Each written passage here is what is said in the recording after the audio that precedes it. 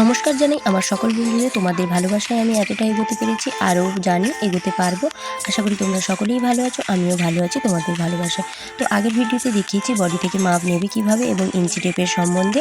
আজকের ভিডিওটি হলো মেশিনের সম্বন্ধে এবং মেশিন চালানো শিখবো কীভাবে, পুরোটাই তোমাদের বুঝিয়ে বলবো।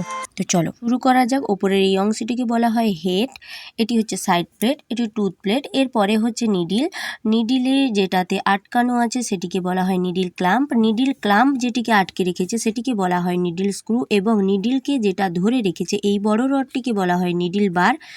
এটাকে বলা হয় প্রেসার ফুট, যেটাতে আমি হাত দিলাম প্রেসার, এটা হচ্ছে প্রেসার ফুট লিফটার।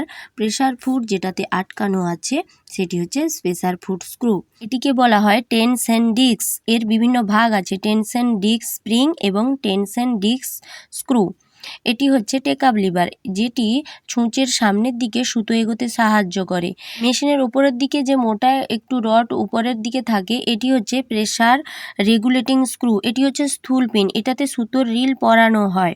এটি হচ্ছে স্টিচ রেগুলেটিং স্ক্রু, যার দ্বারা সেলাই টোপ বড় করা হয় ও ছোট করা হয়। এটি হচ্ছে হুইল অর্থাৎ ফ্লাই হুইল, যার দ্বারা আমরা মেশিন চালাই। এই ফ্লাই হুইলটিকে আমরা ঘুরিয়ে মেশিন চালানো শুরু করি, আবার যখন মেশিনটাকে কন্ট্রোল করতে হয় এটার দ্বারাই করি। এটি হচ্ছে এরপরে এই যে প্লেটটি, এই প্লেটটিকে বলা হয় আই প্লেট। এবার চলুন মেশিন চালাবো কিভাবে সেটাই দেখাবো।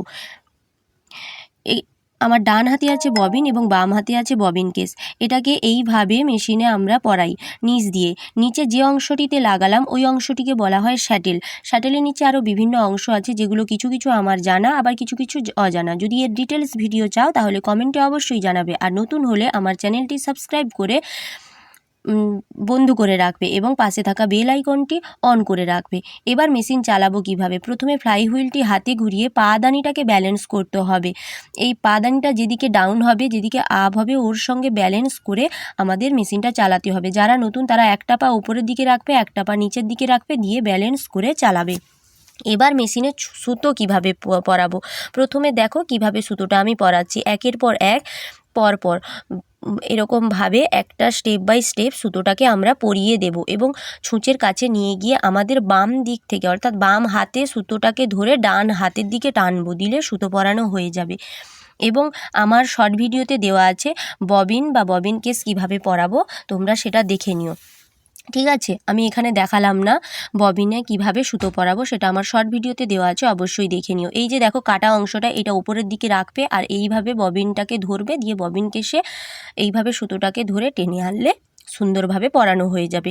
এবার এটাকে এইভাবে ধরবে, দেখো কিভাবে ধরবে, আমি ভালো করে দেখিয়ে দিলাম। এইভাবে ধরে হাতটাকে নিচের দিকে নিয়ে গিয়ে এইভাবে পরাতে হবে। এবার পরিয়ে দিয়ে সুতোটাকে এবার মেশিনের হুইলটাকে একবার হাত দিয়ে ঘোরাবো যাতে ছুঁচটা নিচের দিকে যায়, তবে ছুঁচে পরানো সুতোটাকে হাতে খিঁচে রাখতে হবে। সুতোটাকে খিঁচ দিলেই নিচ থেকে সুতো উঠে আসবে, দিলে আমাদের সেলাই করতে সুবিধা হবে। আমি জানি আমার ভিডিওগুলো আমার বন্ধুরা দেখে, কেমন হয়েছে অবশ্যই জানিও কমেন্টে। আজকের মতো এই পর্যন্ত, আবারও দেখা হবে নতুন কোনো ভিডিওতে।